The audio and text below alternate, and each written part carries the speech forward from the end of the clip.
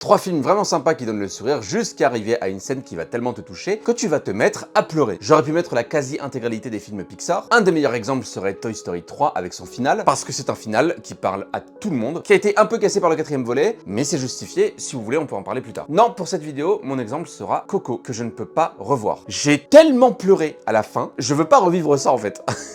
Alors qu'il est très beau et qui en plus traite un sujet relativement délicat selon les familles, en l'occurrence la mort, mais il la porte de manière très intelligente. Je me souviens l'avoir vu en avant-première. Toute la salle était en larmes. Alors qu'il est fun, il est sympa, c'est une super aventure. Et la fin est conclue en beauté. Allez le voir si vous l'avez pas vu. Et on pleure, vraiment. Ce discours marche pour Toy Story 3 et 4. Il marche pour le premier vice-versa. Et apparemment, il marche pour En Avant. Mais j'ai pas envie de vérifier. On a ensuite un film qui a été très peu apprécié par la presse, alors que moi je le trouve absolument génial. Il est très sous-coté pour son réalisateur. En l'occurrence Steven Spielberg. Je parle de AI, intelligence artificielle, avec Jude Law et plein d'autres acteurs. Le film est vraiment good vibe, il est très sympa. Il y a une super atmosphère. Puis vient la fin que je vous laisse découvrir. Je n'ai pas compris pourquoi, mais les gens ne l'ont pas aimé, alors que moi je l'ai trouvé génial et de surcroît, qu'est-ce que j'ai pleuré à la fin? C'est pour moi un des meilleurs films de Spielberg qui mérite d'être analysé. D'ailleurs, petite anecdote pour ceux qui ont vu le film, c'est pour cette raison que dans mon album, l'avant-dernier morceau s'appelle The Blue Fairy. On comprendra qui pourra. Et enfin le dernier pour le coup c'est un choix personnel. C'est une toute petite scène qui pour le coup m'a vraiment ému. Parlons d'un des plus beaux films du 21e siècle, The Grand Budapest Hotel, réalisé par Wes Anderson avec trop de gens. Et n'oubliez pas mon théorème, s'il y a Tilda Swinton, forcément que le film va être une masterclass. Je ne spoil pas la scène pour ceux qui n'ont pas vu le film, mais dépêchez-vous, le film est incroyable. Tout ce que je peux vous dire, c'est que c'est une scène de dialogue entre Monsieur Gustave et Zéro Mustapha.